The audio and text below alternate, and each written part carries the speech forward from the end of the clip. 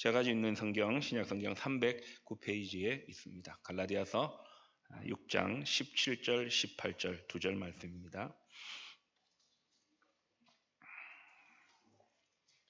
갈라디아서 6장 17절, 18절 2절 말씀 함께 한 목소리로 낭독하겠습니다.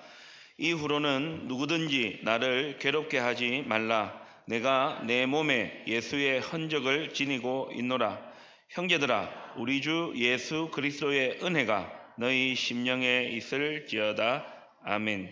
진리의 성령님, 하나님의 말씀을 듣겠습니다.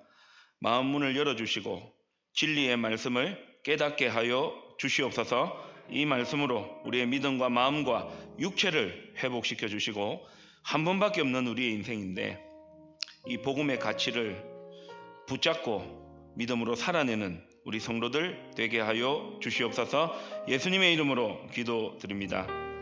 아멘.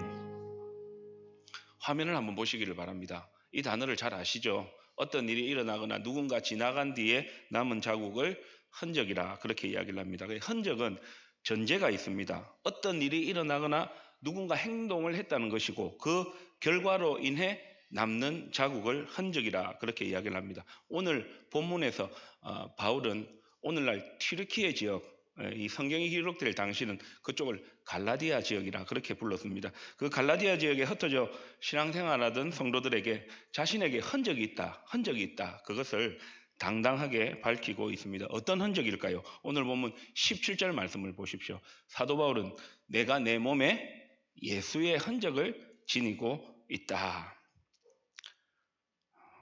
저기서 몸이라는 것은 사도 바울이 복음을 전하면서 채찍, 매를 맞기도 하고 여러 가지 고통을 많이 겪었거든요. 그에 대한 몸이기도 하지만 실은 여기서 몸은 삶을 이야기합니다. 사도 바울의 삶에 예수의 흔적이 있었다. 그 흔적이 나에게 남아있다. 예수님께서 하신 일이 있고 그 예수님이 하신 일로 인하여서 내 삶에 그 흔적이 있었다. 그것을 말씀하고 있는 것이죠. 그렇다면 구체적으로 바울에게 예수의 흔적은 무엇이었을까요? 앞서 우리가 읽지는 않았는데 6장 14절 말씀에 이렇게 말씀이 나옵니다. 그러나 내게는 우리 주 예수 그리스도의 십자가 외에 결코 자랑할 것이 없으니, 십자가를 자랑합니다. 그러니까 사도 바울에게 있어서 예수의 흔적은 예수 그리스도의 십자가였습니다. 예수님은 바울을 위해서 십자가에서 죽으셨습니다. 그 십자가에서의 예수님의 죽음이 사도 바울에게 흔적이 되어졌다라는 것이죠. 그래서 사도 바울은 예수님의 흔적인 그 십자가를 자랑했습니다. 뿐만 아니라 몸에 지니고 삶으로 살아내고 하나님께서 주신 사명을 감당했던 것이죠. 사도 바울이 고백한 예수의 흔적, 그 십자가 우리에게 어떤 영적 교훈을 줄까요? 두 가지로 살펴보겠습니다. 첫 번째로 사도 바울에게 있어서 예수의 흔적이었던 십자가는 하나님의 처벌이었습니다. 이 처벌이라는 것은 벌을 주다, 그런 말이죠. 우리는 십자가 하면 누구를 떠올릴까요? 예수님을 떠올립니다. 그런데 예수님이 살아계시던 당시 사람들은 이 십자가는 끔찍하고 잔인한 하나의 형벌 도구였습니다. 반역자 혹은 노예가 이 주인으로부터 도망을 가거나 극악무도한 죄인들에게 이 로마가 지배하고 있었으니까 가장 잔인한 하나의 그 형벌, 사형제도 때에 사용되었던 것이 십자가죠. 뿐만 아니라 이스라엘은 구약시대부터 내려오던 율법이 있었습니다. 신명기 21장 23절 말씀 한번 보십시오. 그 시체를 나무 위에 밤새도록 두지 말고 그날에 장사하여 내 하나님 여호와께서 내게 기업으로 주시는 땅을 더럽히지 말라. 나무에 달린 자는 하나님께 저주를 받았습니다. 율법을 어기는 큰 죄를 지으면은 그 사람은 죽임을 당했습니다. 그런데 죽는 것으로 끝나는 것이 아니었습니다. 이제 그 시체를 성 밖으로 가서 나무에다 달았습니다. 이 의미는 이것입니다. 이 사람이 하나님의 율법을 어기는 큰 죄를 범해서 죽이는 것은 우리가 했으니 그 영혼에 대한 심판은 하나님께서 해주십시오. 그런 의미가 있는 것이죠. 그래서 나무에 달린 사람은 하나님의 저주를 받았다 그랬던 것입니다. 그런데 사도 바울이 이 구약 신명기 21장 23절에 나온 나무에 달린 자가 저주를 받은 자다라는 것을 예수님의 오심을 통해서 재해석한 본문이 갈라디아서 3장 13절 말씀입니다. 같이 한번 읽겠습니다. 그리스도께서 우리를 위하여 저주를 받은 바 되사 율법의 저주에서 우리를 속량하셨으니 기록된 바 나무에 달린 자마다 저주 아래에 있는 자라 하였습니다. 말씀을 잘 보십시오. 나무에 달린 자는 하나님의 저주를 받은 자입니다. 하나님의 저주를 예수님이 받으실 이유가 뭐가 있겠습니까? 그런데 사도 바울은 하나님의 저주를 그리스도께서 받으셨다. 이 말씀의 의미가 무엇입니까? 죄 없으신 예수님께서 왜 나무에 달려 하나님의 저주를 받았습니까? 예수님이 십자가에 그 나무에 매달리셔서 죽으신 것은 우리를 위함이었으니까 예수님의 죄 때문에 예수님께서 십자가에 매달리신 것이 아닙니다. 율법의 저주에서 우리를 속량하셨다는 말은 율법은 죄를 지으면 반드시 죽게 했습니다. 그런데 죄 지은 우리가 율법을 어겨서 죄 지은 우리가 이 죄의 해결을 할 수가 없었던 것이죠.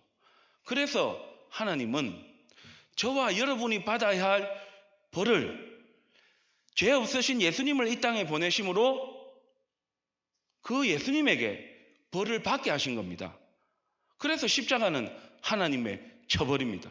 하나님께서 벌을 예수님께 내리신 것이죠. 누구를 대신하여? 저와 여러분을 대신하여. 율법의 저주에서 저와 여러분을 속량, 구원하시기 위해서입니다. 예수님은 십자가에서 죽음을 앞두시고 이렇게 말씀하셨죠. 마태복음 27장 46절 제 9시쯤에 예수께서 크게 소리질러 이르시되 나의 하나님 나의 하나님 어찌하여 나를 버리셨나이까. 9시에 6을 더하면 우리 한국 시간입니다. 오후 3시죠. 그래서 우리는 고난주간 금요일날 못정자 죽을 사자 예수님께서 십자가에 못 박혀 죽으심을 기념하는 정사 예배를 저녁에 7시 30분에 드립니다. 예수님의 죽음은 다른 사람의 죽음과 달랐습니다. 예수님께서 십자가에 죽으시면서 그 십자가에 죽으시는 사명을 위해서 이 땅에 오셨는데 하나님 앞에 하나님 제가 기꺼이 온 인류를 구원하기 위해서 죽겠습니다 하신 것이 아니라 하나님 나의 하나님 어찌하여 나를 버리셨나이까. 다른 사람의 죽음과 다르다는 것입니다. 예수님의 죽음은 온 인류의 죄를 지음으로 받아야 할 모든 하나님의 저주를 예수님께서 대신 받으신 것이죠. 하나님께서 벌을 내리신 겁니다. 예수님의 죄 때문이 아니라 저와 여러분의 죄 때문이라는 것이죠. 영국의 신학자요 목회자였던 존 스토트 목사님이라는 분이 계십니다. 하늘나라로 가셨는데요. 그분이 쓰신 책 중에 그리스도의 십자가라는 책이 있는데 거기에 이런 내용이 나오는데 조금은 어려울 수 있습니다만 그래서 내용을 그대로 옮겨왔는데 잘 들여다보시면 그렇게 어렵지는 않습니다. 한번 잘 보십시오. 인간 스스로 하나님을 대신하는 게 죄의 본질이라면 죄는 뭐라는 겁니까? 거짓말하고 나쁜 짓 하고 그런 것이 아니라 성경이 우리에게 나오는 죄는 거짓말, 나쁜 짓 하는 거 죄죠. 근데 그게 어디로부터 나오느냐? 우리가 하나님을 대신해서 하나님의 자리에 가는 게 죄의 본질이라 그렇게 이야기를 합니다. 죄가 무엇입니까? 하나님을 떠나 내가 하나님 자리에 오르는 게 죄잖아요. 그러면 구원은 뭐냐? 하나님이 친히 우리를 대신하셨다. 죄 없으신 예수님께서 인간의 몸을 입고 이 땅에 오셔서 저와 여러분이 받아야 할 그 죄를 대신 벌을 받으신 거죠. 그러므로 우리가 구원을 받았다. 한 번 더 보여주십시오. 그 다음에 셋째 줄에 보면 인간은 오로지 하나님이 계셔야 마땅한 자리에 자신을 앉히고 우리가 하나님이 됐다 이 말입니다. 죄를 지었다는 거죠. 마지막 줄은 같이 한번 읽겠습니다. 하나님은 당연히 우리가 있어야 할 자리에 친히 들어가셨다. 저기서 하나님은 누구시겠습니까? 예수님이죠. 우리가 나무 십자가에 매달려 하나님의 저주를 받아야 되는데 하나님이신 예수님이 죄 없으신 예수님께서 우리가 매달려야 할 그 십자가에서 친히 들어가셔서 우리를 대신하여 벌을 받으셨다라는 것이죠. 여러분 그 신세지다라는 말을 아십니까? 이 신세를 지다라는 말은요. 어떤 상대방에게 누를 끼치거나 상대방의 도움을 받으면 신세진다 그런 표현을 합니다. 예를 들면 이런 것이죠. 여러분도 그런 경험이 있으실 겁니다. 누군가 저에게 밥을 사주세요. 차도 사주세요. 그 차는 자동차 말고 마시는 차, 커피를 사주세요. 그러면 저는 신세를 진 거죠. 근데 뭐 기브 앤 테이크의 의미가 아니고요. 한번 여러분들도 그러시잖아요. 누군가 밥을 사주시고 누군가 커피 한 잔을 사주시면 가만히 있으세요? 아니죠. 나도 한번 식사를 대접하고 차를 한번 사드려야 되겠다. 그죠? 그런데요. 여러분 아십니까? 저와 여러분이 받아야 할 죄의 벌을 누가 대신 받으셨다고요?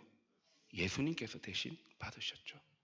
하나님이신 그분이 인간의 몸을 입고 이 땅에 오셔서 죄 없으신 그분이 저와 여러분을 대신하여 처벌, 하나님의 벌을 받으신 겁니다. 우리는 밥 한 끼 얻어먹고 커피 한 잔 얻어마셔도 아이고야 그러면 안 되지. 나도 밥 한번 사드리고 차도 한번 사드려야 되는데, 사랑하는 교회 여러분, 십자가를 바라보실 때마다 내가 받아야 할 벌을 예수님께서 대신 받으셨다. 그 하나님의 처벌을 내가 받아야 되는데 예수님께서 받으신 것이죠.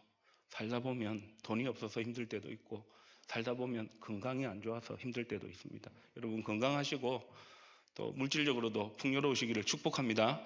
근데 돈이 없고 건강이 조금 아파도 사실은 힘이 들지만 살면서 제일 힘든 게 그런 것 같아요. 자존심 상하는 거.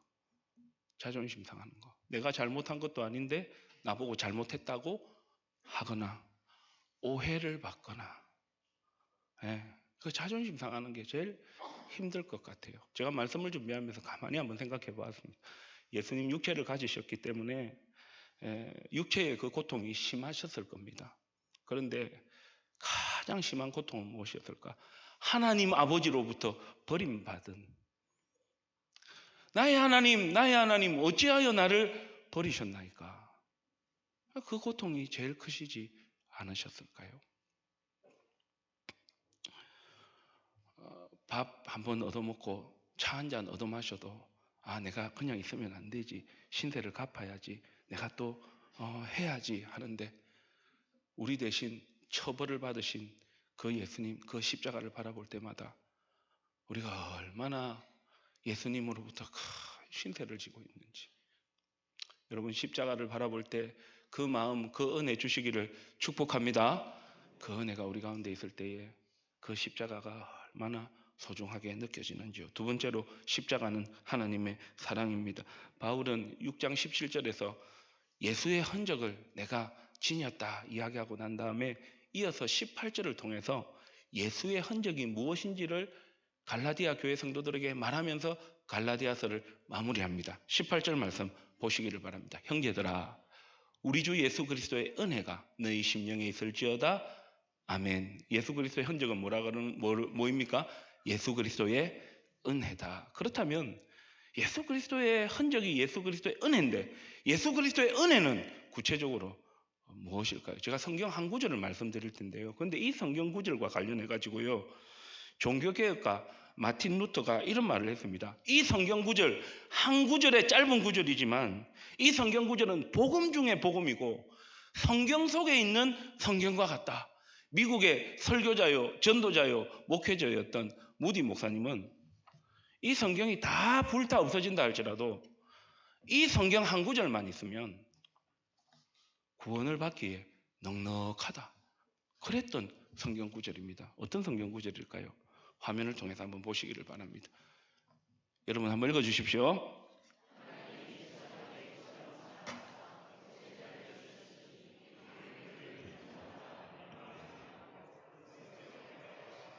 아멘이십니까?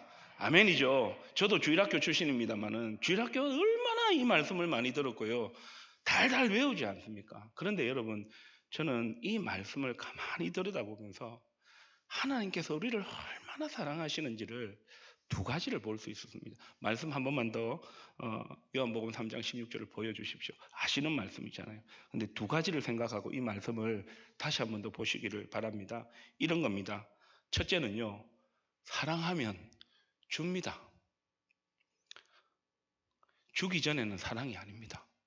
하나님 우리를 위해서 누구를 주셨습니까? 예수님을 주셨죠. 사랑하면 줍니다.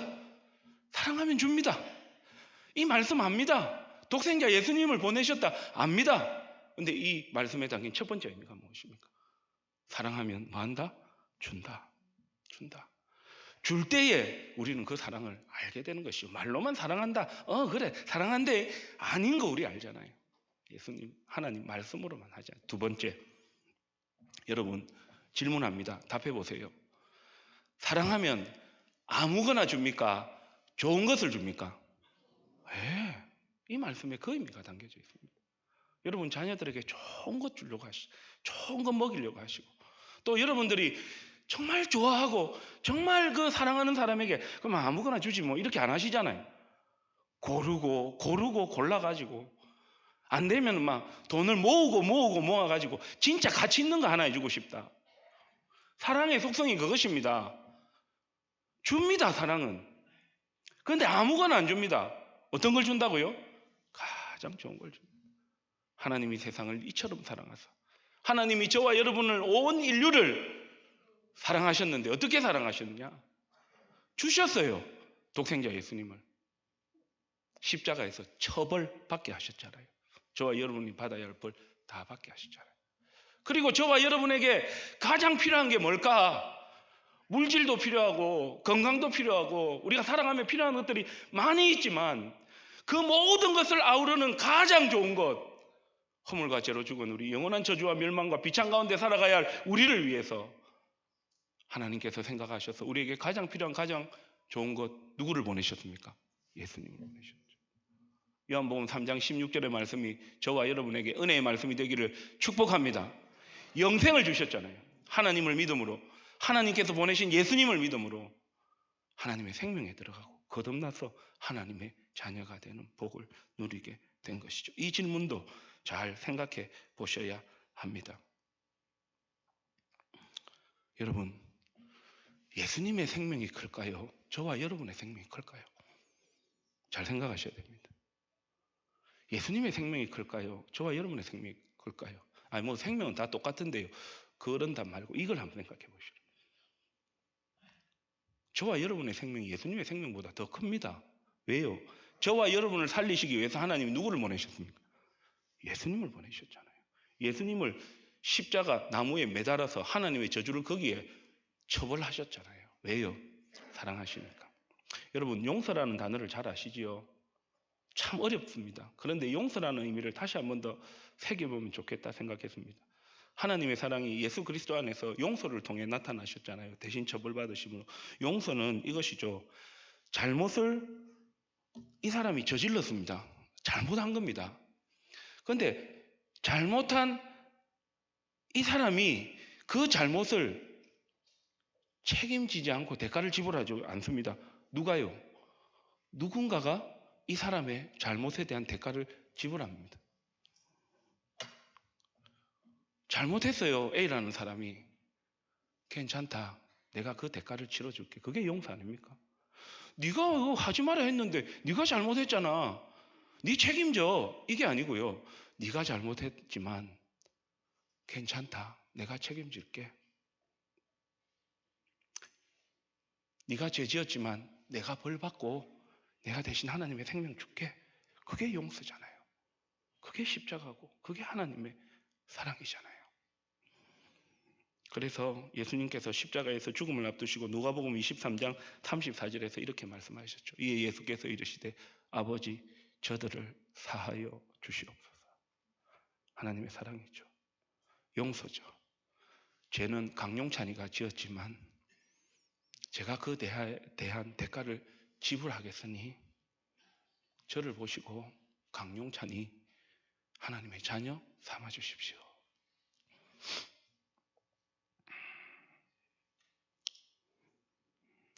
이와 같이 바울은 예수의 흔적을 지니고 살았습니다. 그 예수의 흔적은 십자가였습니다. 십자가는 첫 번째로 하나님의 처벌이었습니다.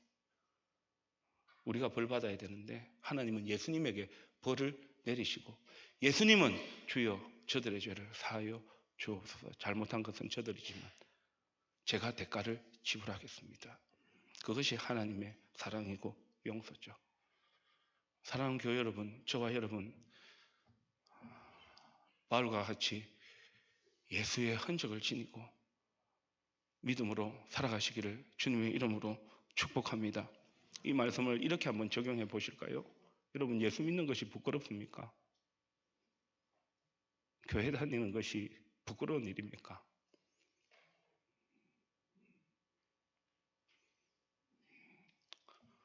우리 밖에 나가서 나 예수님 믿는다고, 나 교회 다닌다고, 나 목사라고, 나 직분자라고 그 정도의 설교를 준비하면서 믿음으로 살면 좋겠다. 불편하겠지요. 힘들겠지요. 아버지는 제가 밖에 나갔는데 우리 딸들이 저를 모른 체 하는 겁니다. 만약에 그랬다면. 그런데 이 애들이 우리 아빠라고.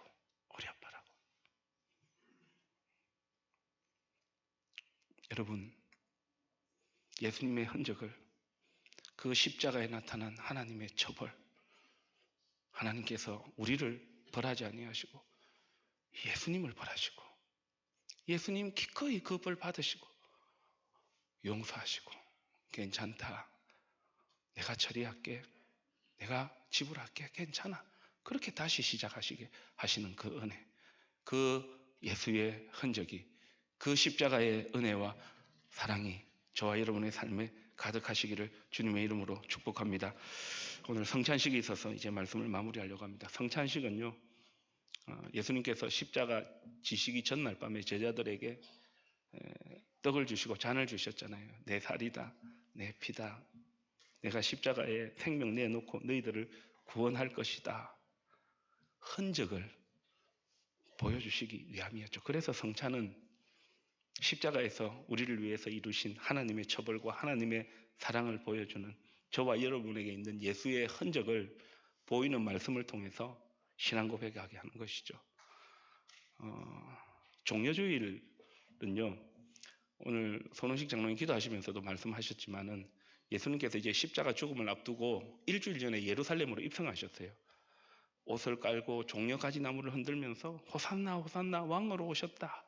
그런데 그 이스라엘 백성들은 이 로마 제국에서 구원할 정치적인 왕으로 생각했지만 예수님은 그것을 넘어서서 온 세상에 허물과 죄로 말미암아 갈등과 다툼과 싸움과 비참과 영원한 저주와 멸망 가운데 있는 우리에게 평화를 주시기 위해서 이 땅에 오신 것이죠. 그래서 종려주일은 고난주간의 시작이고요, 부활주일 전주를 종려주일이라 그렇게 이야기를 합니다. 그래서 오늘 성찬식을 하는 겁니다. 성찬을 통해 우리 안에 있는 십자가의 은혜와 사랑, 예수의 흔적을 새길 수 있기를 바랍니다. 고난주간 특세는 5일 동안 특별한 기도의 자리로 나가는 것입니다. 오십시오.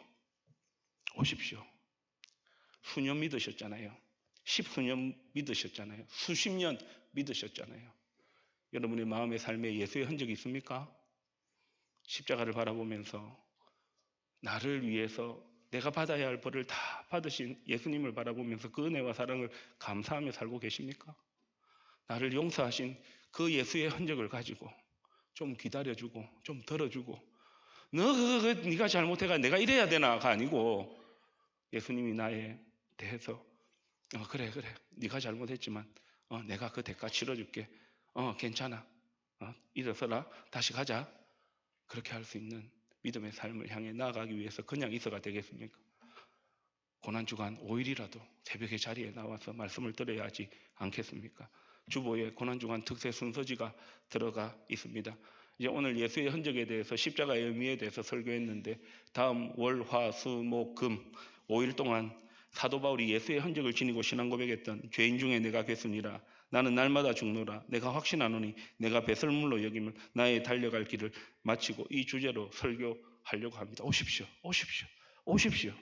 오셔서 다시 십자가를 바라보고 그 십자가 은혜와 능력으로 예수의 흔적이 우리 안에 살아있고 그 믿음으로 이번 한 주간 또 부활주의를 은혜 가운데 맞는 저와 여러분이 되시기를 주님의 이름으로 축복합니다.